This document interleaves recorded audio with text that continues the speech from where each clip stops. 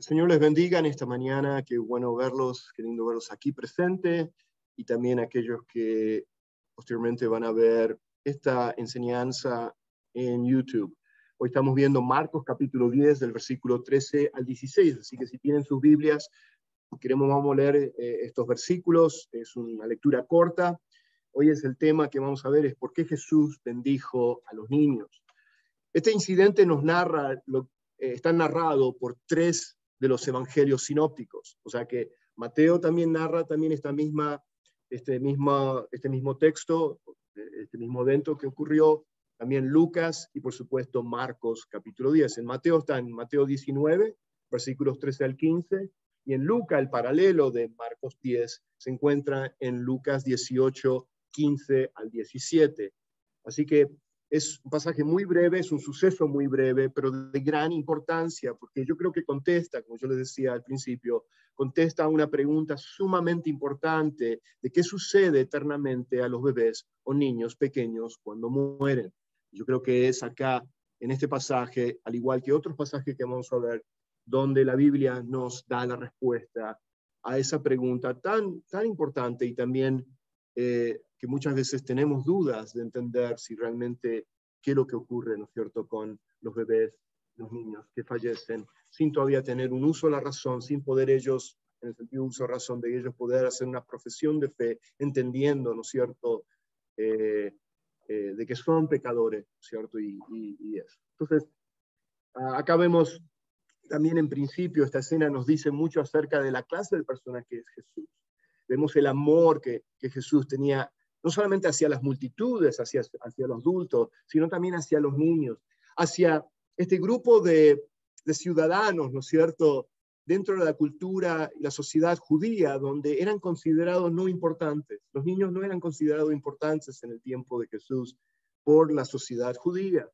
Eran más bien como un estorbo, hoy en día muchos también ven a los niños como un estorbo, cuando en realidad vemos en principio la atención y el tiempo que Jesús le dedica a estos niños que no tenían mucha importancia para la sociedad, para los fariseos, para los líderes religiosos del tiempo de Jesús. No les daban el tiempo, ni la importancia, ni el amor, ni el cariño, que ahora vemos que Jesús está tomando el tiempo, no solamente en hablar acerca de ellos, pero en tocarlos y en poner las manos y abrazarlos y sostenerlos en una manera tan así hermosa y amorosa. Y bueno, eso es lo que podemos empezar a ver, ¿no es cierto?, de Jesús en el trato con estos niños. Así que bueno, eso es lo que vamos a estar viendo. Así que, ¿están listos? Ok. Vamos a Marcos 10, 13 al 16. Si me siguen, lo voy a leer en la traducción de la Biblia de las Américas. Si tienen ustedes otra traducción, bueno, síganme y después vamos a ir viendo cada uno de los versículos y viendo el significado de este texto que vamos a estar explorando juntos. Muy bien. Dice así la palabra del Señor. Y le traían niños para que los tocara, y los discípulos los reprendieron. Pero cuando Jesús vio esto, se indignó y les dijo: dejad que los niños vengan a mí, no se lo impidáis, porque de los que son como estos, hablando de los niños, es el reino de Dios. En verdad os digo, el que no reciba el reino de Dios como un niño, no entrará en él. Y tomándolos en sus brazos, los bendecía, poniendo las manos sobre ellos. Voy a tan solo tomar una porción del Mateo 19, leyendo el mismo pasaje, tan solo para añadir algo que Mateo menciona que Marcos no menciona. Nos da un poquito más de detalle Mateo. Y en Mateo 19:13, el paralelo de lo que acabamos de leer, dice: entonces le trajeron algunos niños para que pusiera las manos sobre ellos. O sea que Marcos menciona que para que los tocase, pero acá nos da un poco más de detalle, que era una imposición de manos. que era algo común y algo típico, que en el judaísmo era común de que los padres traían a sus bebés, a sus niños, a los rabinos, para que impusieran sus manos para una bendición, ¿no es cierto?, para orar por ellos, bendecir la vida de estos niños. Así que bueno, eso es lo que vemos aquí en el pasaje de Mateo 19. Muy bien. Así que eso es lo que estamos haciendo. Así que vemos dos cosas acá. Vimos lo primero es que acá en este pasaje está hablando acerca de la salvación de los niños, y después la última porción que leímos es de que tenemos que ser como niños para entonces, tenemos que recibir el reino como un niño para entonces poder entrar y ser parte del reino de Dios. Y ahí está hablando de la salvación, específicamente de la salvación, y eso es lo que vamos a ver. Que no es la primera vez que Jesús usa como analogía a los niños para enseñar una verdad, ¿no es cierto?, espiritual, o dar un mensaje espiritual acerca de la salvación. O en el capítulo 9 fue para enseñarle a los discípulos acerca de quién es el mayor en el reino, y hablando de la humildad y enseñarles la lección de ser humildes y no orgullosos. Y usó el ejemplo de un niño, o sea, el niño, como el niño depende, ¿no es cierto?, de sus padres y es humilde. Y bueno, eso ya lo habíamos hablado y lo vamos a repetir un poquito en esta lección de hoy también. Así que bien, vemos que el primer versículo 13 dice, y le presentaban niños para que tocase. Jesús se encuentra en la región, ya saliendo de Perea, en la región de Judea, se encuentra en esa región. La semana pasada vimos cuando estaba en Perea, es al ladito de lo que es Judea, al sur de Israel, ya muy cerca de lo que es la ciudad de Jericó, muy cerca también de Jerusalén. Ya como les decía, Jesús se está dirigiendo hacia el Calvario. Estamos ya a pocos meses en el capítulo 10, pero como ya les decía, Marcos en el capítulo 11 nos salta un poquito en el tiempo y ya nos da, el capítulo 11 al 16, nos da la última semana de la vida de Jesús. O sea, es interesante de cuánto dedica Juan Marcos, en el Evangelio de San Marcos, en esa última semana. Pero bueno, ahora nos estamos encontrando a unos pocos meses de la cruz, en el capítulo 10. Y bueno, y es aquí en esta región donde después de lo que vimos la semana pasada, que estaban en Perea y les habla acerca de la verdad acerca del divorcio, y cómo vimos eso la semana pasada, y ahora hay como una conexión acá. Bueno, salta en otros temas. No, yo creo que esto de los niños también lo podemos conectar, de cuánto afecta, ¿no es cierto?, en la vida de los niños el divorcio de los padres. Yo creo que podemos conectar también eso al tema que vimos la semana pasada, porque es una continuación de la enseñanza que Jesús estaba dando, y acá yo no creo en coincidencias, sino que veo que podemos conectar también eso con las consecuencias, ¿no es cierto?, y la importancia que tienen los niños en el caso que vimos la semana pasada acerca del divorcio. Son los que más sufren por el mismo egoísmo muchas veces de los mismos padres, de que no ven las consecuencias que pueden acarrear cuando no es legítimamente, ¿no es cierto?, un divorcio en el cual, como lo vimos, que es legítimamente aceptado. No es que algo que Dios da licencia y acepta, diríamos que está de acuerdo con el divorcio, pero lo permitió. Pero está permitido en bajo ciertos parámetros que lo vimos la semana pasada, y sin embargo, aunque lo permite, Dios odia el divorcio. O sea, que no es algo que está en el plan divino de Dios cuando Él creó e ideó el matrimonio. Okay. Bueno, no quiero traer tanto. Aquellos que quieren ver la enseñanza de la semana pasada pueden enterarse un poquito más de lo que enseñé en el comienzo de Marcos capítulo 10, en los primeros 12 versículos. Bueno, pero acá quería tan solo conectar los niños con el tema del divorcio de la semana pasada. Muy bien, acá vemos que era natural que las madres judías quisieran que un gran rabino distinguido bendijera a sus hijos. Así fue como por el hecho de que trajeron a Jesús a los niños. Es interesante que vemos que no le trajeron a los niños porque los niños estaban enfermos o no vemos eso que está ocurriendo, sino es más bien para bendecir a los niños. Y vemos que hay algo acá que muchos de estos padres que estaban trayendo veían algo especial en Jesús. Aunque, como habíamos dicho, muchos de la multitud no lo habían reconocido como el Mesías. Yo creo que había otros dentro de la multitud que sí habían empezado ya a reconocerlo como el Mesías. Y bueno, acá vemos que hacen eso los padres, algo que era común. Muchos padres querían que sus hijos conocieran a Dios, que fueran parte del reino, ¿no es cierto? Y que tuvieran vida eterna, como lo desea cualquier padre hoy en día, ¿no es cierto? Que nosotros, la gran responsabilidad que tenemos como padres, durante el tiempo que tenemos, esa ventana de oportunidad de evangelizar a nuestros hijos, ¿no es cierto? Y que ellos sean seguidores de Cristo también, pero eso también es obra del Espíritu Santo de Dios, es obra de Dios en el corazón de ellos, pero como padres somos instrumentos usados para que entonces Dios haga su obra en sus vidas.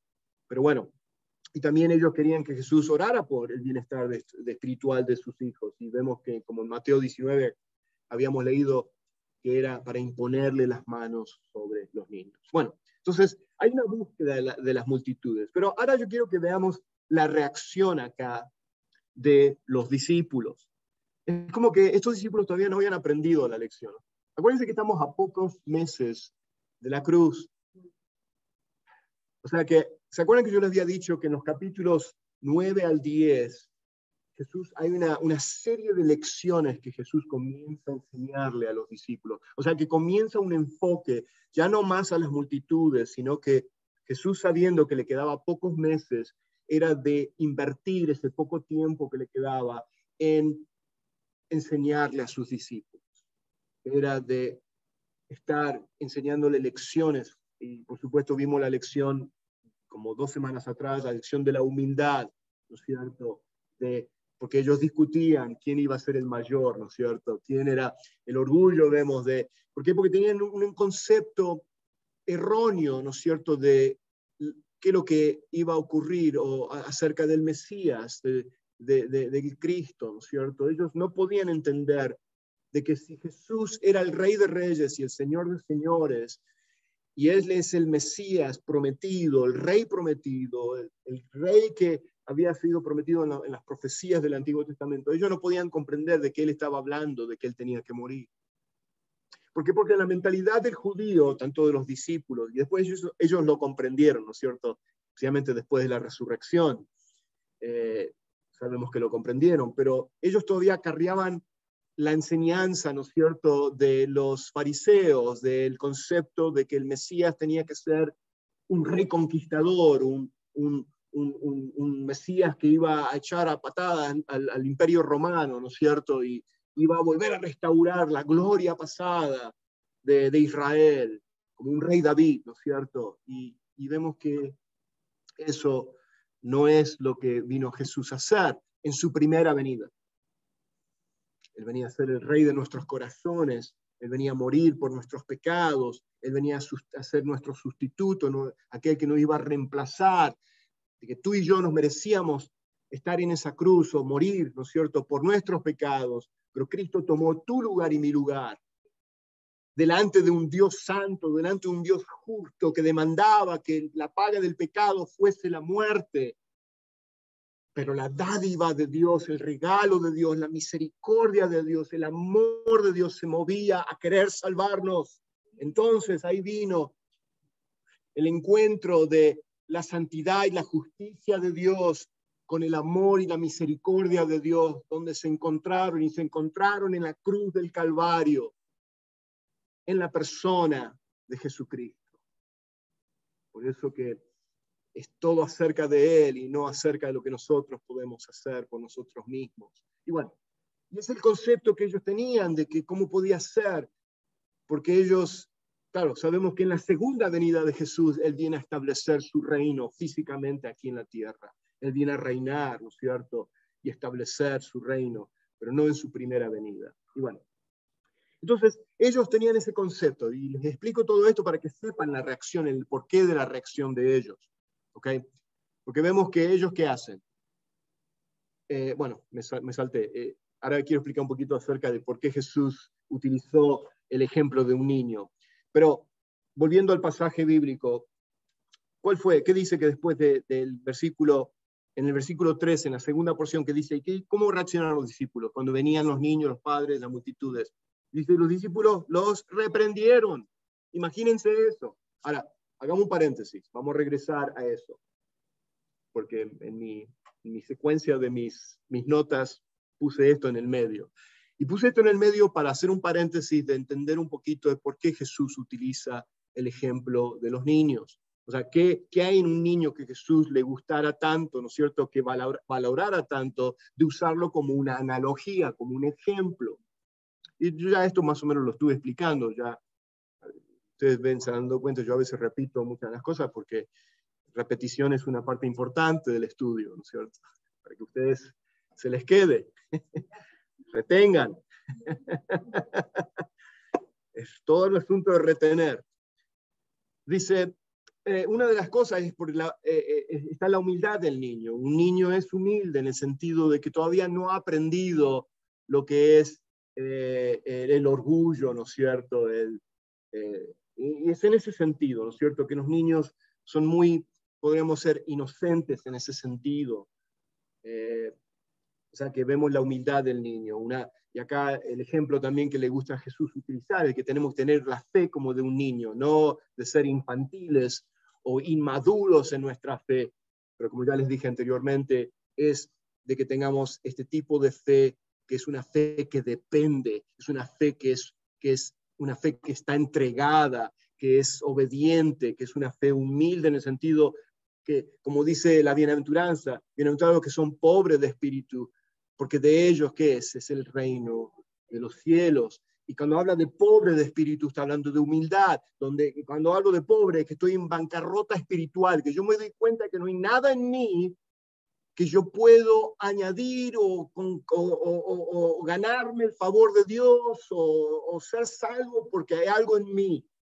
Es en ese sentido, ¿no es cierto? Entonces habla de eso. A Jesús le gustaba también usar esa analogía por la obediencia del niño. ¿No es cierto? Que aunque sabemos que muchos niños pueden ser muy desobedientes y todo eso, pero estamos hablando que en sí, en el principio que está usando acá de la obediencia, que en sí el niño es obediente, o sea, que tiene una inclinación de escuchar a sus padres, a pesar de muchas veces rebeldes, pero ustedes me entienden en ese sentido que tienen esa inclinación, ¿no es cierto?, de ver a sus padres. ¿Por qué? Porque sus padres es todo para ellos. Sus padres son los que les suplen, o sea, ellos no están preocupados de qué van a comer mañana, ¿no es cierto? Y cómo se va a apagar la luz y qué es lo que va a ocurrir. O sea, miren la mentalidad de un niño. O sea, el niño siempre está mirando a sus padres, ¿no es cierto? De que ellos no están, nosotros somos los que nos preocupamos, ¿no es cierto? pero es en ese sentido de dependencia. Y el Señor usa eso para que nosotros también podamos ver a nuestro Padre Celestial y decir, Señor, no quiero estar preocupado, quiero entregarte a ti estas situaciones de mi vida. Y, o sea, por eso que Él utiliza esa analogía, ¿no es cierto? Habla de obediencia, de confianza, volviendo al mismo punto que ahora estaba mencionando, la confianza del niño, o sea, que tiene dependencia en sus padres. O que también el niño tiene una memoria muy corta, y esto es interesante porque estaba buscando en este artículo que extraje esta información. Es interesante que el autor que hizo este artículo en el cual yo utilicé estos puntos que estoy ahora mostrando, es de que utilice una memoria muy corta. Y entonces me puso a pensar en eso. Y digo, es cierto, o sea, porque es como los niños, que los niños se pelean, ¿no es cierto? Y después pasa un ratito y están jugando de nuevo, ¿no es cierto? Y están ahí. Y me hace acordar de mi infancia, ¿no es cierto? Me imagino que te acuerdas de tu infancia, que nos agarrábamos ahí a trompadas y bueno, ahí nos poníamos a pelear con otros niños y todo eso. Y después al día siguiente o en esa semana estábamos jugando de nuevo con el grupo de los mismos niños, ¿no es cierto? Y eso nos habla de que el niño todavía no ha aprendido a guardar rencor, de abrazar resentimientos y es una lección para nosotros aprender, de que por eso Jesús utilizó tanto, ¿no es cierto?, el ejemplo de que seamos como niños, de que nuestra fe sea como niños. Entonces tiene ese sentido, ¿no es cierto?, de dependencia. total. Y hablando, y esto apunta a la gracia de Dios, porque un niño no puede hacer nada por sí mismo, ¿no es cierto? Y esto era una afrenta directa hacia los fariseos, al sistema religioso del tiempo de Jesús. Porque, ¿cuál era el sistema religioso del tiempo de Jesús? O sea, ¿qué es lo que vino? Cuando Jesús vino a comenzar su ministerio, ¿con qué se encontró? ¿Con qué chocó, ¿no es cierto? La verdad viviente, Jesús siendo el verbo de Dios, la palabra viviente, ¿no es cierto? Chocó con algo, chocó con un sistema religioso que se había corrompido la verdad del Antiguo Testamento en un sistema religioso creado por quién. ¿Por quién? ¿Quiénes eran los que? Los fariseos, los saduceos, los religiosos, los judíos, ¿no es cierto? Ellos habían corrompido todo el sistema, ¿no es cierto? A crear un sistema de obras. Es decir, bueno, tenemos que ganarnos la salvación, tienes que hacer ciertas cosas, o sea, y ni ellos mismos podían cumplirlo, pero ellos forzaban al pueblo, ¿no es cierto? Ellos tenían una apariencia de piedad, apariencia de ser muy ellos santulones, ¿no es cierto? De tener un exteriorismo, no sé si estoy diciendo bien esa palabra, una superficialidad, ¿no es cierto?, en la fe, de una apariencia, hipócritas, vamos a usar la palabra, eran hipócritas, eran farsantes, ¿no es cierto?, y engañaban al pueblo, o sea, ellos estaban llevando al pueblo al infierno mismo, ¿no es cierto?, por no enseñar correctamente, ¿no es cierto?, la palabra de Dios, y él se encontró con eso y chocó con eso, y esto era una afrenta, cuando Jesús utilizó de que teníamos que tener una fe como los niños, los mismos fariseos estaban diciendo, ¿qué está hablando este? Si para ellos los niños eran algo tan, o sea, insignificante, de no mucha importancia, ¿qué está hablando? Pero era para enfrentarlos a ellos, decir, se dan cuenta de que la salvación es por gracia, donde tú no puedes hacer absolutamente nada por tu salvación, sino que dependes completamente en poner tu confianza, tu dependencia, tu fe, tu creencia, tu convicción en la obra completa que Cristo hizo en la cruz del Calvario. Y bueno, y eso chocó con ellos, y por eso que lo odiaron, por eso que lo querían matar, y por eso que después los llevaron a la cruz, porque era una afrenta directa. Ahora, todo eso estaba dentro del plan divino de Dios. ¿Okay? Dios estaba en control de todo eso, pero ellos lo odiaban, rechazaron al Mesías, rechazaron al Salvador. Bueno, entonces quería tan solo traerles. Volvemos ahora al reproche, volvemos a la represión que hacen estos discípulos. Capítulo anterior, Jesús lo tuvo que reprender también de que por qué ellos estaban discutiendo cuando se estaban dirigiendo hacia Perea, salieron de Capernaum, del norte, y durante todo ese viaje que estaban caminando, estaban ellos discutiendo, no, yo voy a ser el mayor, no, yo voy a estar encargado de todo, no, todos me van a mirar a mí, y yo voy a estar el que voy a dar las órdenes. Bueno, suponiendo, no sé lo que estaban diciendo. Pero Jesús les hace la pregunta, no porque quería información, como siempre les digo, Jesús es divino, Jesús es Dios encarnado, Él sabe la respuesta, Él sabe exactamente qué es lo que ellos estaban pensando y qué es lo que ellos estaban diciendo, pero era para confrontarlo, ¿no es cierto? Decir, ¿qué estaban ustedes discutiendo? ¿Y qué hicieron ellos? En vez de decirle a Jesús, se callaron. La conciencia, ¿no es cierto? Es como que sabían que cuando Jesús los confrontó de esa manera, era porque había algo incorrecto ellos habían hecho. ¿No hace lo mismo la palabra de Dios cuando la leemos y dejamos que la palabra hable a nuestros corazones y exponga y nos hace ver nuestras vidas y cómo estamos viviendo nuestras vidas como seguidores de Cristo? Y es con el fin, no estoy hablando de perfección acá, porque como dice que la palabra es inspirada por Dios, con el fin, y es útil ¿para qué? Para que pueda entonces perfeccionar, para que el seguidor de Cristo sea hecho perfecto. Así termina 2 de Timoteo ahí capítulo 3, versículos 16 y 17. Bueno, no quiero entrar en ese tema porque eso va a ser la prédica del domingo que viene. Pero el punto que quiero llegar es que ese es el propósito, ¿no es cierto? La palabra, la bendita palabra de Dios viene a nuestras vidas para purificarnos, para santificarnos, para hacernos a la imagen de Cristo. Y por eso yo les decía la importancia de que si no leemos la palabra de Dios, entonces el proceso de santificación no puede ser hecho con eficacia por el Espíritu Santo de Dios en tu vida y en mi vida. O sea, como creyentes tenemos que siempre recurrir a la bendita palabra de Dios, a la palabra de Dios, para que la palabra, bueno, entonces nos habla a nosotros, a nuestros corazones, para entonces exponer y hacernos ver dónde nos encontramos. Bueno, ahí la palabra viviente, Jesús. Sí, es una espada. Así es, cortante, penetrante.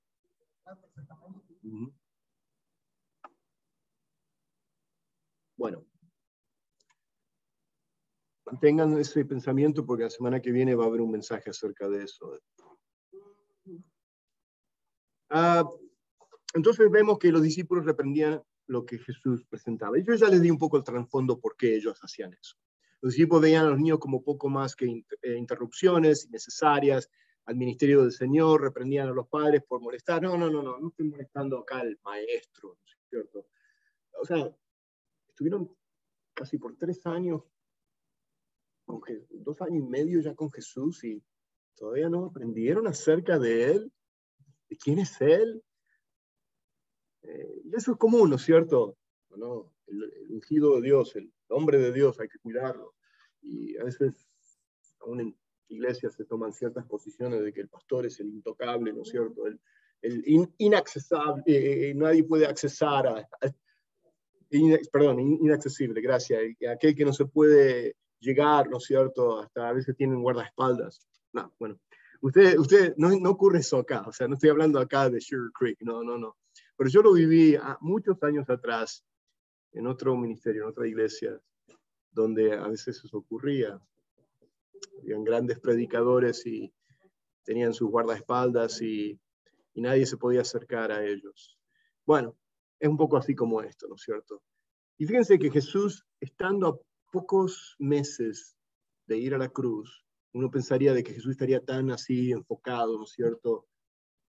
Algo tan serio, tan, o sea, horrendo, ¿no es cierto? Algo tanto que, o sea, el sufrimiento que él iba a padecer, de que él no tendría tiempo, ¿no es cierto? Pero al contrario, vemos que él hizo todo lo contrario. Los discípulos tenían una impresión equivocada de la dignidad del Señor y pensaban que sería algo que iba a perjudicar, ¿no es cierto?, la reputación de Jesús, porque esa era la mentalidad también de los fariseos, o sea, que esto de que estás con niños, eso, o sea, que no te añade nada a tu estatus, ¿no es cierto?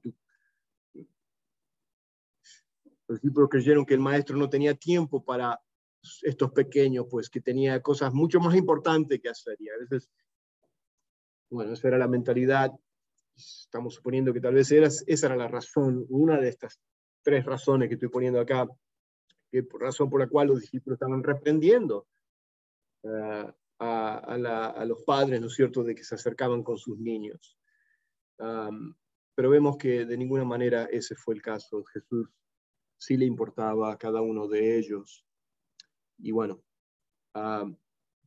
acá algo tan solo aplicación para nosotros, en lo que acabamos de leer, del rechazo, ¿no es cierto?, de los menos importantes. Pongámoslo en ese sentido. Los niños eran los menos importantes. El rechazo, ¿no es cierto?, que los discípulos, siendo los futuros líderes de la iglesia, ¿no es cierto?, que iban a ser, por lo menos antes de la resurrección, todavía no estaban preparados. Todavía el Señor tenía que enseñarles más lecciones, ¿no es cierto?, y que ellos iban a aprender. Pero años después, el medio hermano de Jesús escribe lo siguiente, dice, como cristianos en Santiago, no, esto no es el pasaje de Santiago, pero este es un comentario del pasaje de Santiago, capítulo 2, 1 al 5. Como cristianos somos exhortados ahí en Santiago 2, 1 al 5 a no hacer diferencia de personas dentro de la iglesia, porque para Dios no hay ninguna persona más importante que otra, pues que el que ha pagado el mismo precio para salvarlos, porque él ha pagado el mismo precio, para salvarlos a todos. O sea que la importancia de no hacer acepción de personas. Eso es importante. La Escritura nos recuerda de eso y quería tan solo traerlo en conexión a esta actitud que tenían los discípulos al reprender a los niños. Y eso es como decía, es una clara advertencia para nuestras vidas también, de que muchas veces como discriminamos o separamos, ¿no es cierto?, a veces. Y eso es importante de que no debemos de hacer. Y ahí está en Santiago 2, 1 al 5. Muy bien, ya entrando al final de la lección de hoy, la bendición especial. Acá vemos la bendición que le da a los niños. Y viéndolo Jesús, ¿cuál fue la reacción de Jesús? Y acá usa la palabra que se indignó. Es una palabra muy, muy severa. Esta palabra de indignarse es una palabra bastante severa. O sea, que los reprendió. Y los reprendió tiene un sentido de que los reprendió con dureza, ¿no es cierto? Como que ellos estaban actuando indebidamente, incorrectamente. Y estaban representando mal a Jesús, ¿no es cierto? Siendo ellos que eran los discípulos de Jesús, ¿no es cierto? No estaban representando correctamente a Jesús. Y le dijo, ¿qué? Dejad a los niños venir, ¿qué? A mí. Y no se lo impidáis, porque de los tales es el reino de Dios. Y acá entramos en este primer punto que dice, los tales es el reino de Dios. Acá vemos cómo se dijo. Esto es importante de entender acá. Hay varias cosas que tenemos que ver. Primeramente es ver que dice que dejar a los niños venir a mí y no se lo impidáis, porque de los tales es el reino de Dios. ¿Y qué significa eso? Porque de tales es el reino de Dios. Tenemos que estar de acuerdo, y acá entramos en la parte de que la salvación de los niños, y yo les decía, la salvación, yo creo en la salvación de los bebés, aquellos que mueren antes de lo que es el uso de razón, antes de la edad del uso de la razón. Y hay un poco de debate en cuál es esa edad del uso de la razón, donde cuando no hay un uso de la razón de distinguir entre el bien y el mal, ¿no es cierto? Porque un niño no sabe distinguir entre el bien y el mal hasta cierta edad, ¿no es cierto? Algunos usaban la costumbre de los judíos que a los 13 años de edad decían que el niño ya pasaba a ser un adulto. Pero Charles Spurgeon, el famoso predicador y pastor del siglo XIX inglés, él creía que era más la edad de 5 años. Pero bueno, el punto que quiero llegar es este del uso de la razón, de cuando el niño no ha sido, o sea, rebelde en el sentido que no sabe, ¿no es cierto?, distinguir entre el bien y el mal. Entonces, o sea, que no hay culpa cuando no hay capacidad. Ese es el principio. No hay culpa del pecado, aunque estamos todos de acuerdo que el niño es pecador, nace en pecado, porque todos nosotros por naturaleza somos pecadores. O sea que no estoy enseñando algo diferente en ese sentido, pero en lo que creo que está refiriéndose acá Jesús y en otros pasajes más que vamos a ver así rápidamente es de que cuando no hay capacidad de saber o distinguir en el uso de la razón entre el bien y el mal, entonces no hay culpa en ese sentido del pecado, no porque no sean pecadores, porque hay, diríamos, una gracia especial de que están cubiertos bajo la sangre de Cristo, bajo el sacrificio de Cristo, para aquellos que están dentro de esa edad que no han llegado a la edad del uso del razón. Y también lo extiendo esto a aquellos que tienen una incapacidad mental, ¿no es cierto? Como tanto sabemos de personas que tienen hijos e hijas que tienen una incapacidad mental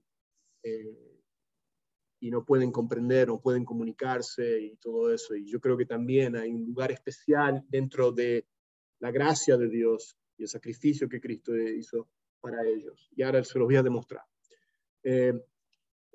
Juan Calvino escribió lo siguiente: esos niños no tienen todavía ningún entendimiento para desear la bendición de Dios, pero cuando se le presentan Con ternura y amabilidad, Él los recibe y los dedica al Padre por medio de un solemne acto de bendición. Excluir de la gracia de la redención a quienes tienen esa edad sería demasiado cruel, o sea, el pensar de Juan Calvino.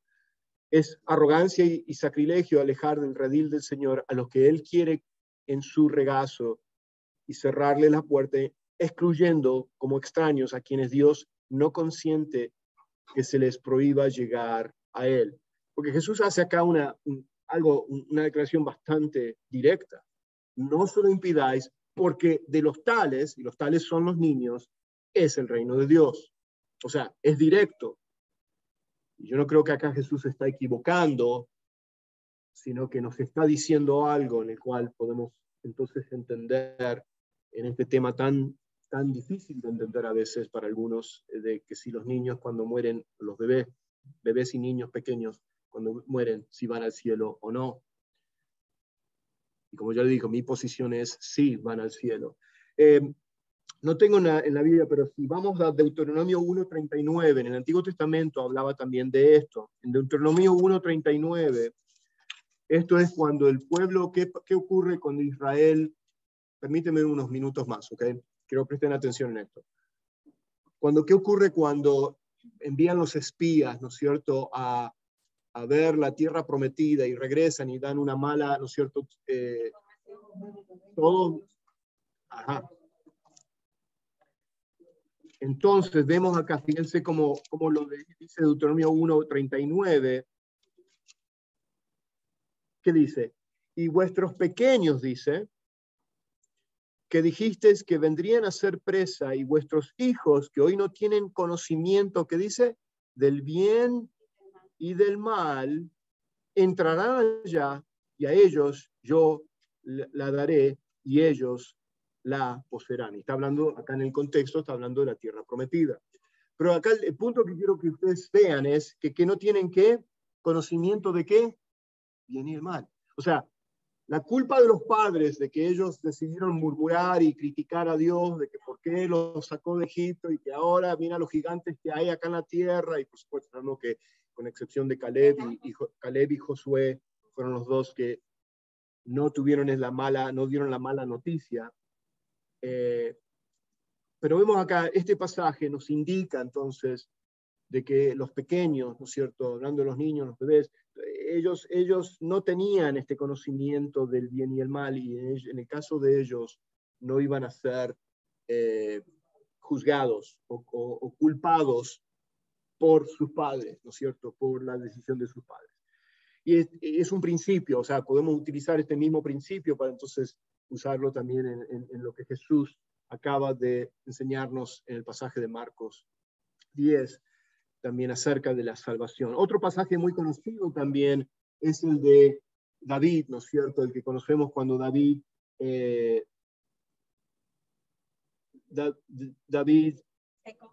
cuando pecó, ¿no es cierto? Y vemos que, creo que es en 2 de Samuel 12:23, cuando después de que David había pecado con Betsabé y después ella quedó embarazada y ella dio a luz un hijo, el hijo se había enfermado y bueno, después sabemos la historia de que el niño fallece y muere. Hay una declaración que hace David, y es interesante el comentario que hace David, donde él tenía confianza en volver a ver a su hijo que había muerto. Y es en línea, yo creo, es en relación a lo que estamos leyendo, de que David, conociendo el Antiguo Testamento, conociendo el corazón de Dios, siendo un hombre conforme al corazón de Dios, a pesar de sus grandes fallas y sus pecados en el cual él cayó, sin embargo la Biblia nos dice que era un hombre conforme al corazón de Dios. Él tenía esta posición, ¿no es cierto?, de creer de que aunque este niño había fallecido, que él lo iba a volver a ver. Y nos da la pauta, nos da ¿qué es la palabra que estoy buscando?